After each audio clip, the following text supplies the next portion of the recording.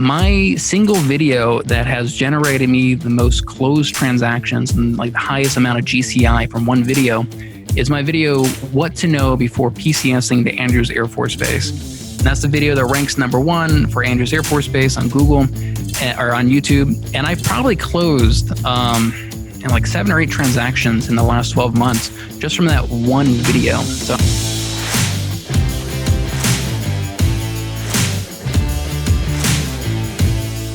How do most agents who don't have access to the secrets that the top agents in our industry hoard to themselves grow and prosper in today's real estate environment?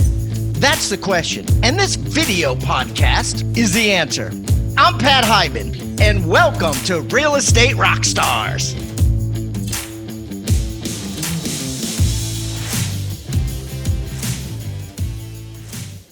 Real Estate Rockstars, this is Aaron Amuchastegui coming back to you again for another interview on the Real Estate Rockstars today. And today I get to interview Malcolm Lawson from Maryland. You know, Malcolm is another guy that has a lot of focus in YouTube. He generates a ton of buyer leads through that. We're going to dive into that today, figure out some of the tips and tactics that he's using in real estate to succeed. He's been a long-time listener of the show too. I'm hoping to ask him a little bit about that. And Malcolm, thanks for joining today.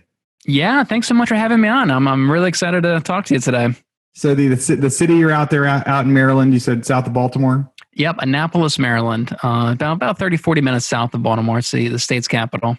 All right. So what's the average price of a house out there? So $350 is our average price point around here. All right. So $350,000. And then right now we're in the middle of, COVID, quarantine. Some states are opening, some states aren't.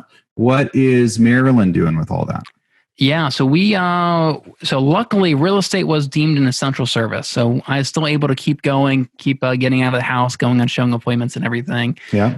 We still had a lot of restrictions, and I think just this Friday they're starting phase 1 of releasing a lot of these restrictions. So activities like golfing and boating, they're going to start allowing people to do that sort of stuff pretty soon. Cool. So getting a little bit back to normal. Last night we went and celebrated my birthday, and my wife and my kids, we all went to a restaurant in downtown Austin. Texas it opened maybe 2 weeks ago. Okay. So they were going to open things up. Not every restaurant decided to open yet. Not every, most of the movie theaters haven't. But the restaurant experience was cool. Other than the waiters wearing masks, it was a normal restaurant experience there. And they had the tables a little bit further apart, but it was, but man, it felt good to get a little bit back to normal. So I'm sure as they get to open up phase 1, and I think I was telling you before we got on, for the family around the house, it's much different for them because they have things they want to be able to do, and so not being able to go anywhere, just getting that taste of dinner and normalcy last night, I could see the relief over my wife and my kids of there's light at the end of the tunnel. We're going to get to start living life again. So. Rockstar Nation, this is Aaron Amuchastegui. Hey, I hate to interrupt the current podcast that you're listening to, but I am so excited to share this with you. I just finished interviewing the original host of this podcast, my good friend, Pat Hyben.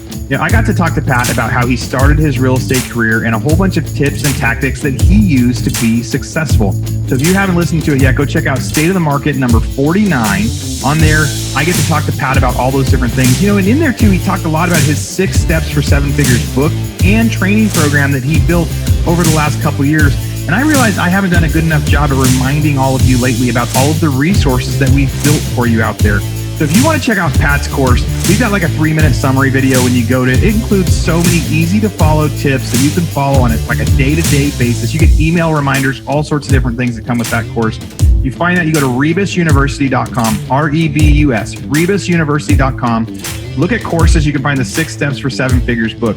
And really, there's a whole bunch of other courses in there too. Our normal prices used to be $1,500 or $2,000 a course. These are real deal professional courses. But now during quarantine, a lot of them are priced down to like $90, $95. So we've slashed the prices because we know right now is a time for everybody to be focusing on growth and education, especially while they're feeling like they don't have as much to do. And if you go in there and you figure like there's a lot of different courses you want, maybe you don't want to buy the a la carte. You can go to futureofrealestatetraining.com and you can get access to all of our different courses for $97 a month. I think there's a discount on there if you go a year, or there's even like a lifetime option you can pay. You get access to every course we've ever put on Rebus University for as long as we have it. So go check out those options, Rebus University or futurerealestatetraining.com. All right, back to your podcast. Sorry for the interruption. So we're going to dig into, how you got into real estate and some of those. Before people jump in, what sort of volume are you doing right now? How many deals did you do last year? How many deals are you hoping to do this year? Yeah, so last year was my second year as a full-time real estate agent. I did 30 transactions. I think it's 10.5 million in volume. That's awesome. And so are you a part of a team? Do you have assistants? Is it just you? It's really just me, and then my sister-in-law is an agent as well. She acts as my TC. So just me and her. Cool. Second year, 30 transactions, $10 million in sales. That's a great way to get going. And what about, is it mostly buyers, mostly sellers? It's mostly buyers, honestly. I'm probably like 75% buyers, 25% sellers. I like sellers. I like the marketing aspect of it and making video tours of the properties and everything. But yeah, honestly, since I get a lot of my stuff from YouTube, a lot of those leads are just buyer leads. That makes a lot of sense, because if people are going on YouTube, they're kind of researching, they're trying to figure out where they're going to go, and buyers tend to be the researchers, right? Yeah, absolutely. They do much more research into the different areas, and when they're doing that research, that's my opportunity to capture them and kind of get in front of them. And I haven't really figured out a whole lot of search terms that sellers look for, other than general search terms like how to sell my house. Nobody looks up like how to sell my house in Annapolis. It's always just kind of the more general stuff of how to sell my house, how to get my house ready to sell, that kind of stuff. Yeah, I think it's really common for organic inbound marketing to be buyer customers, and to get listing agents or selling customers, there's a lot more outbound work that has to be done, of reaching out to people and saying like, hey, you're probably likely to sell in the next 90 days. Do you want me to give you, some info? It's kind of like by the time people are ready, I think people will just target, listing, opportunities more too. I mean, by the time somebody looks at selling their house, they've already received 10 postcards and had 10 phone calls of let us sell your house. So it would make sense that your organic stuff is buyers, people that are really good at getting those seller leads are doing a lot of outbound. So how long have you been listening to Real Estate Rockstars Radio? Since I got my license. So I got my license in 2016. I was still in the Air Force. I got out of the Air Force late 2017. And I think right around then is when I discovered the podcast, and I got a tremendous amount of value out of it, especially when I first started.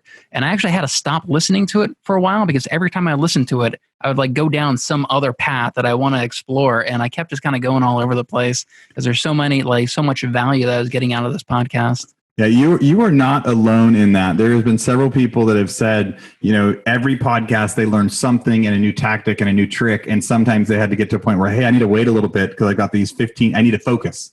I need to focus on my niche. Like right now you're focused on YouTube. Can you think back to any episodes that were your favorite, or any of those tips or tactics that you still do today?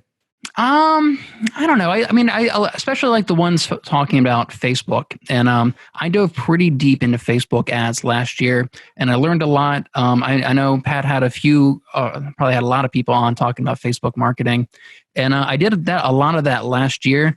And actually, I got kind of tired of Facebook marketing, though. I got tired of just the low conversion rate. I was getting maybe a 3% conversion rate when I was lucky, and that's 1 out of 33 leads. That's a lot. So that's why I kind of started shifting more towards YouTube, where my conversion rates are so much higher with my YouTube videos than they ever were with my Facebook stuff. Yeah. So I think one of the things that you were talking to Curtis about too, before we got you on the show, was about the difference in the types of videos that you make for Facebook compared to the types of videos you make to YouTube. Can you give the listeners kind of just a cliff notes of, hey, this is, if you're going to do a video for YouTube or Facebook, here's the difference between them. You can't record a video and put it on both, right? Yeah, 100%. So Gary Vaynerchuk often talks about creating native content. And kind of what he means by that is a video that's optimized for Instagram is very different than a video optimized for Facebook, and very different than Snapchat, and very different than YouTube. And how you kind of structure those videos and optimize them for that platform, they're all very, very different. And there's not much crossover with the video that does well on Facebook and on YouTube as well. There's a little bit of a crossover. There's a couple topics that do well on both, but for the most part, it really is different type of content. And so if you think about a Facebook video and how you see that, you first see it in your feed with no sound whatsoever. 85% of all Facebook videos are played without any sound on it. So your first challenge with a Facebook video is to do something to get their attention, to get them to unmute the video. And that's your first challenge with a Facebook, is that those first few seconds need to be very visually stimulating to get their attention. On YouTube, people just interact with the content differently. What they're first presented with is your title and your thumbnail. So you need to have a really good title and a really good thumbnail that compels them to want to click and watch your videos. And that's really where a lot of people screw up, is they don't put enough emphasis and time into their titles and their thumbnails. And then after they watch that, there's a lot of clickbait on YouTube. So people are very skeptical. And so I like to kind of reinforce what we're going to talk about in the video, in the first few seconds of the video, and then try to come up with some sort of hook at the very start of the video to really get their attention and kind of hype up the value that they're going to get out of watching the video. That's really what a hook is at the beginning of the video.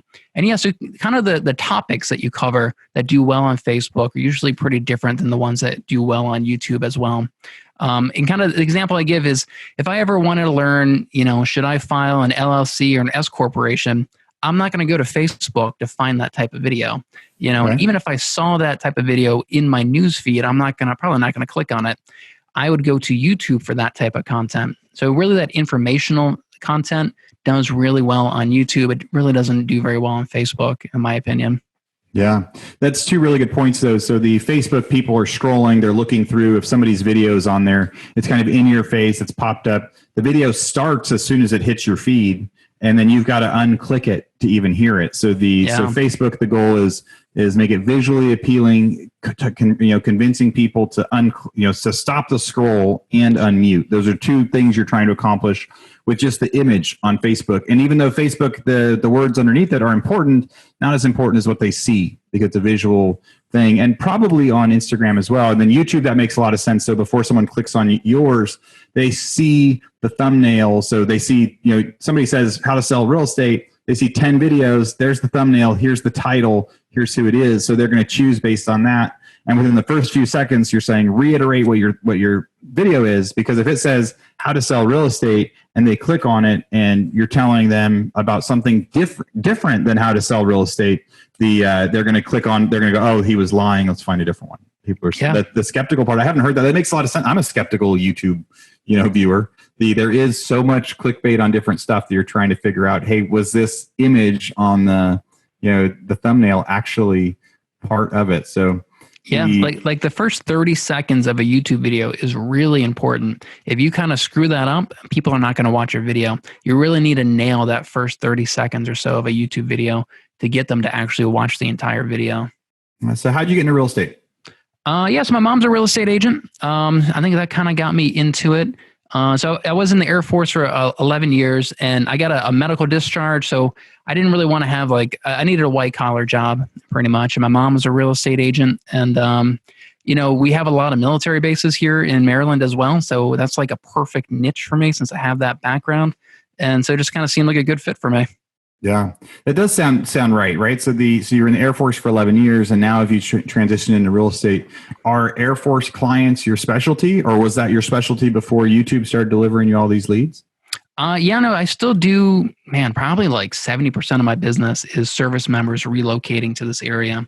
And we have a lot of big bases around here. We have Andrews Air Force Base. We have the Pentagon in DC, a few bases in DC. We have Fort Meade. We have the Naval Academy. We have a lot of, there's a really strong military community here. And I actually attract a lot of those service members with my YouTube videos. And I was kind of lucky that I was actually stationed at two of the big bases nearby. So I think that also gives me a lot more credibility with that community. So do you have videos in particular that military people would be searching? Are there terms that you're using that are military relocation or something like that? Or is it just those areas are military? Yeah. So if you go on YouTube right now, and YouTube's the second largest search engine in the world, you just type in Andrews Air Force Base, and my videos ranks number 1 for that search term. So I think a lot of people are finding me from that. There's a couple of search terms that my videos rank on the first page of Google for them as well. And then a lot of the cities around those bases, if they Google those cities, they Google moving to Waldorf or moving to Annapolis, again, my videos are on the first page of Google for those search terms. So someone goes to Google and they type in Andrews Air Force Base or one of those. Is it coming up in the Google feeds, or is it when they click videos and go over to videos? I have a lot of videos on the first page of Google. The military ones, but if you type in moving to Maryland or living in Maryland or moving to Annapolis, Maryland, or living in Annapolis, Maryland, any of those, I've got multiple videos that show up on the first page of Google. And that's kind of something that they're really doing more of, is that they have a carousel with all the top videos, and they rank that on the first page of Google. And it works out for them because they actually get paid twice when they do that. They get paid in Google AdSense advertising on Google, and then they get paid again if somebody actually goes to YouTube and watches another ad over there. Absolutely. So I Googled moving to Maryland, and midway during that page, it automatically does the videos, and there you are. There's pictures of you going before moving to Maryland, pros and cons. So you've got 2 of the 3 videos on the first page of Google for somebody moving to Maryland. Well, then that makes a lot of sense. So you've got that on there. Somebody does that search, they hit you, they find you on YouTube. What is that conversation like when they call you, they email you? At the end of your videos, are you giving a hook of saying, hey, reach out to me this way? Yeah. I usually have a call to action. And usually my call to action is pretty casual. I'm not really aggressive with it. I say, hey, if you're thinking about moving to Maryland or moving to Annapolis or moving to Waldorf, I'd love to have a conversation with you. Here's all my contact information. And I've tried a lot of different call to actions at the end of my YouTube videos. And I really find that the simplest and the best one is just to give them your contact information. I've tried other things like, hey, go get your seller's guide and your free home valuation and all these other things. They really never, I get a few people to do it. It never really works. Most of my leads has come in from just emailing me or registering on my website or giving me a call. And a lot of times they'll reach out to me and they almost always mention YouTube. They almost always say, hey man, we saw you on YouTube, or we just watched a bunch of your YouTube videos, or we saw your YouTube video about this. And the great thing is, like, it's already building that relationship and building that rapport that they're watching me and I'm providing value to them just on autopilot. By the time they, reach out to me, they feel like they already know me already. So it makes it so much easier to convert these leads. Yeah. I was interviewing a couple guys from Portland, Oregon that were really big into YouTube too, just a couple weeks ago. And that's what they said too. When people were calling, it was like they already knew them. The people felt like they knew them already. So on the call, they were, talking to them as if they were already friends, and because they had seen those videos. And so incoming video leads, sounds like a really cool way to get to bring people in. Yeah, I'm telling you, man, it's the funnest lead generation that there is, in my opinion. Yeah.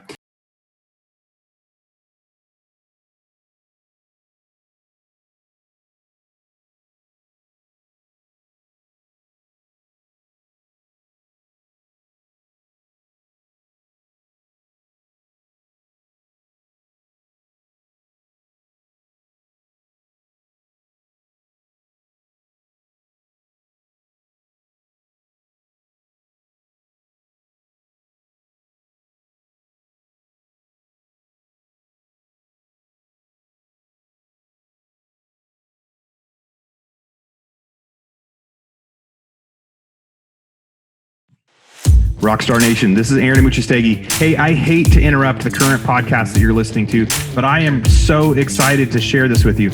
I just finished interviewing the original host of this podcast, my good friend, Pat Hyben. I got to talk to Pat about how he started his real estate career and a whole bunch of tips and tactics that he used to be successful. So if you haven't listened to it yet, go check out State of the Market number 49. On there, I get to talk to Pat about all those different things. And in there too, he talked a lot about his 6 Steps for 7 Figures book and training program that he built over the last couple of years. And I realized I haven't done a good enough job of reminding all of you lately about all of the resources that we've built for you out there. So if you want to check out Pat's course, we've got like a 3-minute summary video when you go to it. It includes so many easy to follow tips that you can follow on it like a day-to-day basis. You get email reminders, all sorts of different things that come with that course. You find that, you go to rebusuniversity.com, REBUS, rebusuniversity.com. look at courses. You can find the 6 Steps for 7 Figures book.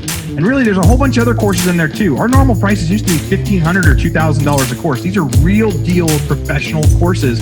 But now during quarantine, a lot of them are priced down to like $90, $95. So we slashed the prices because we know right now is the time for everybody to be focusing on growth and education, especially while they're feeling like they don't have as much to do.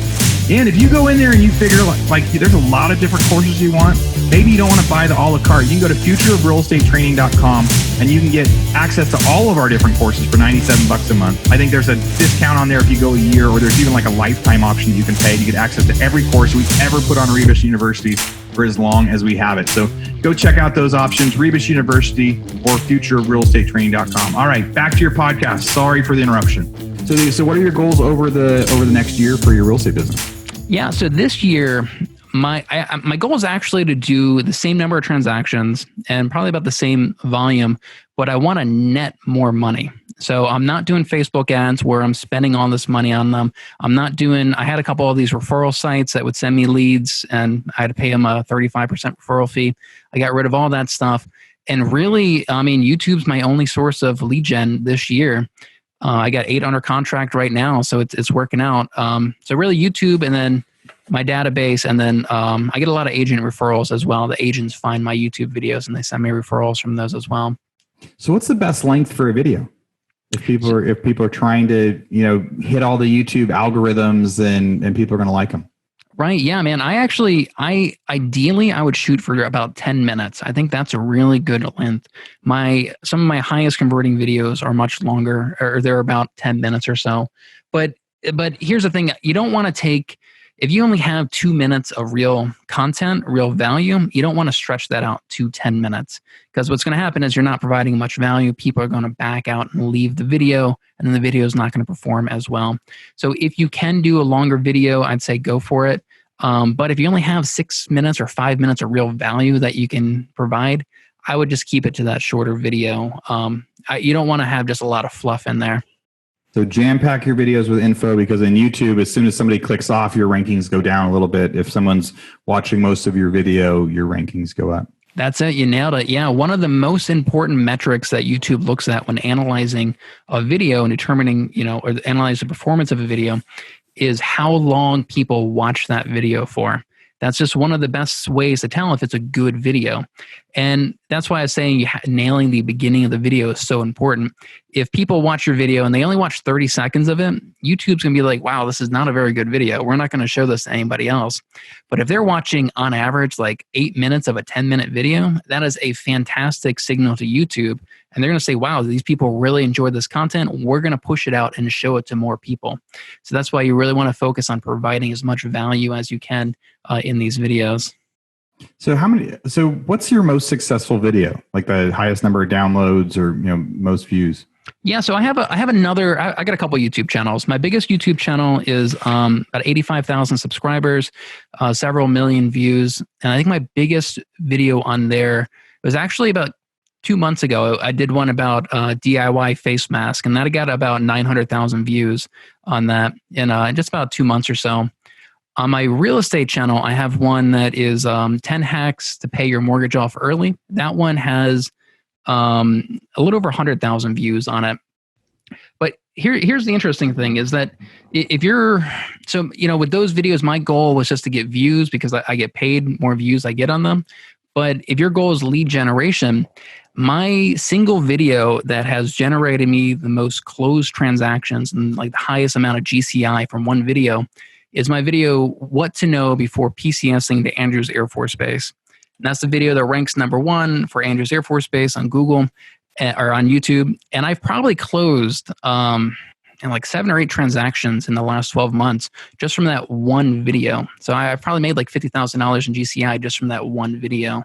That's awesome. So you can get tons of volume with some of the stuff, and that's by taking a topic that's really broad, nationwide. Like the masks hitting 900,000 views. Part of me goes, that's crazy. Another part of me goes, like, that's exactly what people have been searching and trying to see. So some of your videos, you take a topic that's nationwide, it's going to get you just a ton of views. But your other one, your most successful one, is very niched down. And so someone's actually searching what to know before PCSing. right? And that hits, and that's where it goes there. So do you have a lot of videos that are so dialed in and niched like that now? Yeah, I mean, originally that's what I was doing a lot of, and those I'll tell you, the single videos that generate the most amount of leads is kind of like a relocation guide style video. So everything that somebody would need to know if they're relocating to an area. And, depending on how big the area is, that video may not get a lot of views, but the viewers who watch a video, like my video, 10 Things to Know Before Moving to Maryland, people who watch that video, like they're most likely moving and going to buy a house. So you're really targeting like a very specific viewer of that who's much further along in the buying process. And those are going to be the ones that really generate a lot more leads. And yeah, I mean, like you said, if I do a more generic video, like if you go on YouTube and you type in selling a home, my video ranks #1 for that.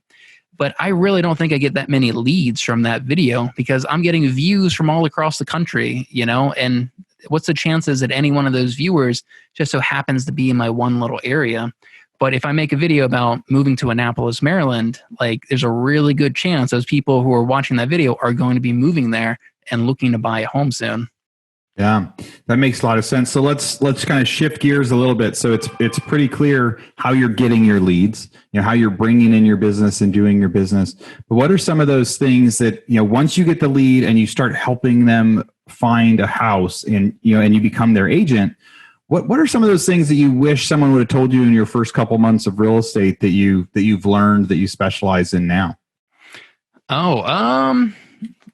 Yeah, that's a good question. I mean, I definitely don't show people who are not pre-approved anymore. I did a lot of that when I was first starting off.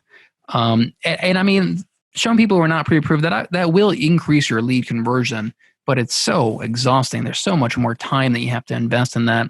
And I mean, now that I've got, more leads than I can handle, I can be much more selective. Since these people, I've already got that relationship and that authority built with them, I can say, hey, look, we're not looking at any properties until you get that pre-approval letter. So, I mean, that's definitely one thing that's really helped out and kind of a big shift in my business from my first year to what I'm doing right now. That makes sense. You're being a little bit pickier. You're saying, hey, you've got, most of the people are looking for leads. You have plenty of leads. So now you're trying to be selective with your time. How many hours a week are you working? I'm still working a lot. Yeah. Yeah, it's kind of a good question. Last year, I was working like 60 hours a week. I mean, I was working 7 days a week. This year, I really am kind of taking my foot off the gas pedal a little bit. I mean, the great thing about YouTube stuff is that, so that video that ranks on the first page of Google for moving to Maryland, I made that video 3 years ago, and that video is still generating me leads. And I'm at the point now where I just passively just have all these leads coming in, and I don't have to work as hard. And so, yeah, I have... Yeah, I'd say I actually probably am working a lot less hours this year than I did last year. I'm just kind of focusing on other things, making other YouTube videos for other channels of like content that I'm more passionate about. Yeah. So as you're going out there and you're doing it, do you feel like those leads that somebody calls and they say, hey, we saw you on YouTube, and you're like, hey, are you pre-approved yet? They say no. Do you feel like you're losing that lead? Do you feel like there's a value there that you should you be handing that lead off to somebody else? Should you be adding somebody on your, do you ever feel like you're missing out on something with that? Or are you really happy with the way that you've balanced it? Yeah, I mean, so the truth is like everybody knocks people for showing buyers properties when they're not pre-approved. Yeah. But the truth is like that will increase your lead conversion. Like you can't really argue with that. If you build that relationship with them and get face-to-face with them as soon as possible, it will increase your lead conversion. But it also consumes just a lot of your time. And yeah, I'm at a place now where I can be a little bit more selective. Kind of my go-to move is I'll have somebody will call me up. Try to have as good of a conversation with them as I can. What's most important to you in your home? Why are you moving? Try to ask a lot of those deep questions. And then I just set them up on a weekly property search. I connect them with my lender. And then I'm actually really bad at following up with people. I'm terrible at it, but I'm still, that works. So having one deep conversation. Yeah. Set them up on a property search, connect them with the lender, wait until they get pre-approved, and then I'll take over again. Yeah. It's like real estate on autopilot. So if somebody's out in Maryland, if they're out in Annapolis, they're having a tough time getting leads. Should they contact you and see if you can hand off the leads of the people that aren't qualified that you're turning down? No, they probably shouldn't. I got other agents that I can do. I can hand those off to. And yeah, I mean, I'm also referring out a lot more business this year personally. I am trying to make my, your first year, your first 2 years, you got a pretty big bubble of the area that you cover. But I'm getting a lot more dialed in and referring out a lot more business these days. That's awesome. And that is a lot of what we've heard from the other, the guys that were really focused on YouTube too, that so much of it became into now they have so many leads coming in that it's about, referring it out. It's about sharing those leads or selling those leads is the wrong word, but it's, being able to get people lined up with the people that can serve them. Maybe on that big nationwide video that you've got, where you get people trying to figure out how to buy a home all over the place. Maybe it'll turn into that someday. Are there any, other than YouTube, are there any apps or systems that you're using in your day-to-day, real estate world that you're really excited about? So Keller Williams, I'm with Keller Williams, and they're investing $1 billion into technology, and they've got this KW Command, which is our CRM pretty much. And I'm actually really, really happy with it. I'm really digging it. It's got a lot of really cool features, and I've been doing a lot with that. I'm also doing a lot with Facebook groups. I've got several Facebook groups that I'm trying to cultivate and try to use for lead generation as well. And I've closed several transactions last year as well from just organically generating leads from these Facebook groups. And that's about it. Yeah. Yeah, just the social aspect. So what are you doing in those Facebook social media groups? What are you doing? Yeah. Okay. So one sales funnel that I really like to use is that let's say I make a video about Annapolis, I'll at the end of the video, instead of having a call to action of, hey, call me, here's all my contact information, I have a call to action to go join my Facebook group for that specific city. And it's a great way. Facebook groups are hard to grow, right? Especially hard to start from the scratch. And this is a great way just to I have a constant flow of people joining my Facebook group. And then when they join, I can then build that relationship in that group and get a one-on-one conversation with them. And I've closed several transactions from doing that exact business model there. And what's funny is like some people will join and I'll send them a message and they'll be like, oh my God, we've watched all of your videos. We're so excited to talk to you. And in my mind, I'm thinking like, wow, why didn't you call me? Why didn't you reach out to me if you watched all my videos? But for some people, just taking that first step is still just like too intimidating. So that's what I really like about getting people in a Facebook group is that I can take that first step and reach out to them and start having that conversation with them and building that relationship with them even deeper on Facebook. That's a point that all agents should be listening to out there, especially new agents that are afraid to pick up the phone and dial people. I mean, it's like people are like, I don't want to cold call on that, but there are a handful of people out there that need help, that they want help, but they are afraid to do the first outreach, right? So they need somebody. So even the people that knew they wanted to hire you, they were afraid to call you. They were waiting for you to call them as you build up that group. So when you're doing things inside that group, are you doing daily posts, weekly posts, or are you just reaching out to people individually when they join? Yeah. So I reach out to them when they join, just kind of touch base, say hi. My sister-in-law, I actually pay her to make a post in there every single day. So every day she's sharing something about that local city or whatever area that group is. I have several groups like that. Cool. And so, she's making posts in there, just have some content in there. And then I always try to make, as often as I can, is some kind of like engagement post, some kind of post that's asking a question that I know that post is going to get a lot of questions or a lot of answers. For example, a question I asked recently in one of my groups was, what's the first local attraction or what's the first local thing you're going to do when this quarantine is lifted? And I got tons of questions or answers. We're going to go to this bar and go to this restaurant and go golfing here and go to the beach here. And I like doing a lot of those engagement posts, just kind of broad questions that it just gets a lot of people really engaged with the group and kind of keeps the group top of mind for them. Yeah. So right now, you were active. I was going to ask you, what do you like, YouTube or Facebook better? But it seems like you're pretty equally invested in those strategies. They're just different strategies. So I use them both a lot. I'm going to have to go with YouTube on that one, though. I'm pretty passionate about YouTube. And what about the other stuff that's out there? You've got Instagram, you've got TikTok. Or do you do anything in those? No, I used to when I first got into the business. I think that was one of the mistakes I was making is I was spreading myself too thin, and I decided I would go deep rather than go really shallow in a lot of things. I want to go really deep in one or two things, and so Facebook groups and YouTube videos are really the two things that I'm going all in on. Yeah. When you got into real estate, where did you learn all of your stuff about how to be an agent? This podcast, YouTube, my mom is an agent as well. So I learned, a lot of the fundamentals from her and, actually Facebook groups as well. That was a big part of it, like lab coat agents and the Bold Facebook group. You ask you can literally talk to any expert in the country. You can talk to these top agents from around the country, around the world, inside these Facebook groups and get an answer to any of your questions. Like it's amazing how valuable of a resource a lot of these real estate Facebook groups are. Yeah, so Bold is a KW thing that they've got. So there's that group. There's lab coat agents. They do a lot of the stuff like we do. Real Estate Rockstars has a Facebook group where we have agents going in and communicating and things like that. And I think a lot of those resources are underused. I think so. Most people maybe wouldn't even go into Bold and say, "Hey, I'm going to go ask this guy this and try to get the answer." But you're proof of the idea that you can go ask those questions. You're going to get those answers. It's like you're right next to the people a lot of the time. Yeah, and all the groups have a search feature as well.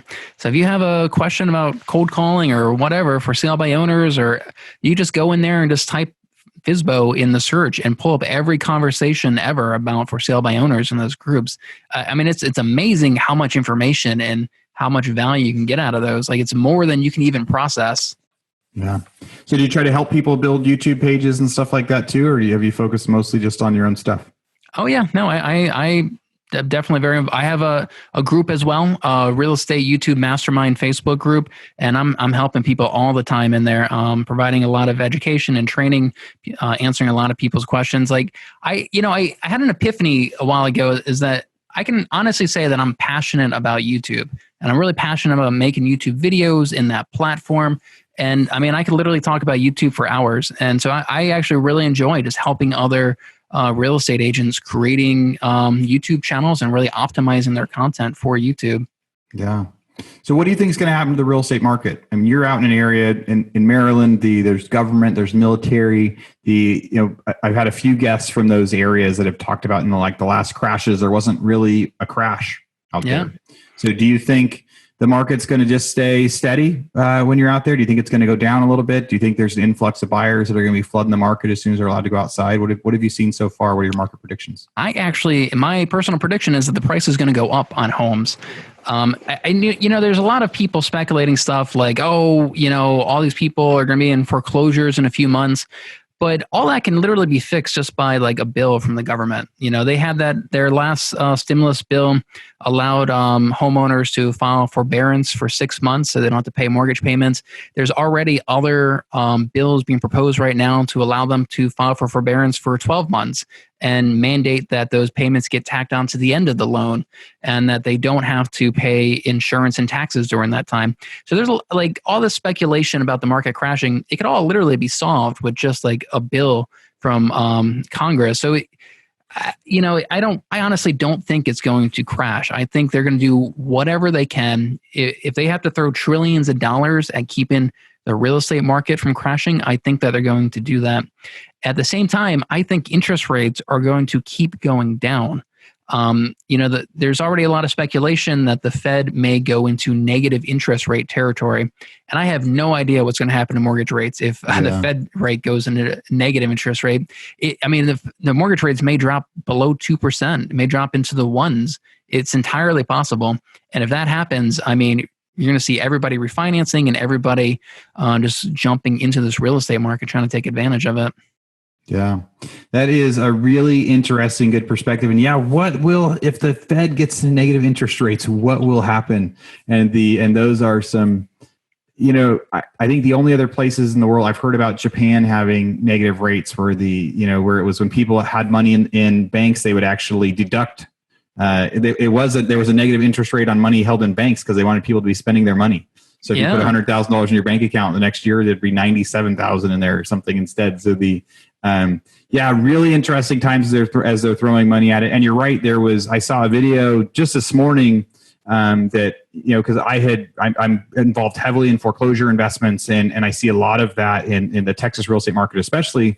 We provide all the foreclosure data out there, and we know with the forbearance a month ago, the idea of forbearance that was in 2 months from now, people were going to owe 4 months worth of payments. Right. And then just this morning, the video came out, the guy was talking about Fannie Mae and Freddie Mac going through and saying, hey, we are going to tack it onto the end of the loan. Before it was kind of up to the lender. The lender could choose to or not.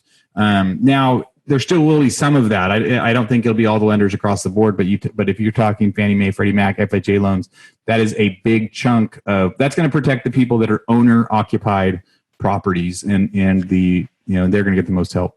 I will say, I think that there is a niche that is really going to be hurting. And I actually made a video about this almost 2 months ago. And that is the Airbnb owners, all the short-term rental owners, all of their bookings all got canceled, a few months ago for a few months out. If there is another wave and this stuff really carries on, how long can they hold on to those Airbnbs without any tenants in them before they really start selling them? So I feel like tourist cities that have a lot of Airbnbs, you may start seeing a lot more of those coming on the market. And then another interesting thing to think about is with this negative interest rates, like you said, if you have money in your savings account, you're going to lose money. You're not going to make any interest on that. You're going to have to actually pay the bank to hold your money. And I feel like a lot of people are they going to be like, wow, well, I better invest this money into something like real estate because with the Fed printing all this money, it's not coming from taxes or anything like that. They're just literally just making it. It is going to impact inflation. That's how inflation happens. And real estate almost always outperforms inflation. If inflation is 2%, real estate usually appreciates in value 3%. So taking your money out of a savings account and investing it in real estate is going to be a really safe way to protect your money from inflation, in my opinion. Yeah, no, you're absolutely right. So many specialists have said that when inflation is heavy and high, that's when you want to own real estate. The more expensive the real estate, the better, because that's when inflation has more dramatic effects on properties at that high end of the market. And so we will get to see, and that could be the thing that really helps the real estate market perform, right? This forbearance stuff can postpone a lot of foreclosures. One of the things that we've said is, even the people that are in default, there are more people with equity in their homes now than ever before. So if people really need the money, they have this giant piggy bank of their house, and they can sell their house, and they can sell their house quick, and they can tap into that. So I think the equity that is in real estate will help a lot of that performance stuff. So, Malcolm, that was a fun conversation today. Really interesting to get to chat with you. I took some notes of things I need to do for my YouTube page and some edits and things like that, of just even some simple videos that real estate agents can make or anyone can make in their business. Right, the 10 things to know before X. The 10 things to know about moving here, the 10 things to know about selling this, the 10 things to know about buying this. We teach people how to buy foreclosure. It's we need that video. It says the 10 things to know before you buy a foreclosure. All those things are big hits that I think niching down in that focus is very cool. I also just love to hear how passionate you are about it. It's obviously that you're successful in real estate and that you have a lot of tips you can give to people in real estate, but the stuff that you really like sharing people about is YouTube. If people want to reach out to you and say, hey, Malcolm, give me some tips or check out my YouTube page and see what I should be doing different, how can people find you? Yeah, absolutely, guys. Go join my real estate YouTube mastermind Facebook group. I'm really, really active in there. I'm posting every day. I'm commenting on just about every post in there. So if you guys have any questions about YouTube, just post it in there and you're almost guaranteed to get a response from me. Yeah, that sounds awesome. So everybody reach out to Malcolm. Malcolm, thanks for coming on and we'll talk again soon. Yeah, sounds good. Thanks for having me on. Rockstar Nation, thank you for listening to Real Estate Rockstars. Listen, I need a favor. If you find this free content helpful, if you find our downloadable items from each guest helpful, please, I need you to pull out your pointing finger. Yes, the one finger that points at people, and hit subscribe. Yes, subscribe. The more subscribers we get, the better we look in the ratings and the easier it is to get guests like Robert Kiyosaki, Barbara Corcoran, all the players that are on $1 million listing in the different cities. All that stuff makes it easier the more subscribers we get. So please subscribe. And listen, there's a lot of places you can leave comments. There's a lot of places you can like. We're on Facebook. We have an Instagram page. Instagram page is I am Pat Hyben. The Facebook is Real Estate Rockstars Radio. Feel free to leave us comments there. The most popular form of commenting seems to happen on YouTube. Yes, for whatever reason, it's a very open environment. So just go to YouTube and go to Real Estate Rockstars Radio. Leave us comments there. Some of them we will read on the show. We love your feedback. So thanks, guys, and I hope you are having a great day. Oh, and also, listen, if you're going to subscribe and you haven't already left a review on iTunes, please do that too. Have a great day, and thanks so much, Rockstar Nation. I really appreciate you.